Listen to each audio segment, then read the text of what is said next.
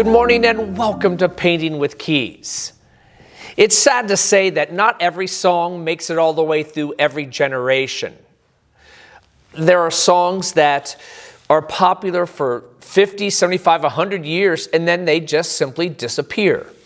One of the songs from my childhood that I think is on its way out is Michael, Row Your Boat Ashore. I remember singing that over and over and over again. I loved it. Hallelujah, Michael row.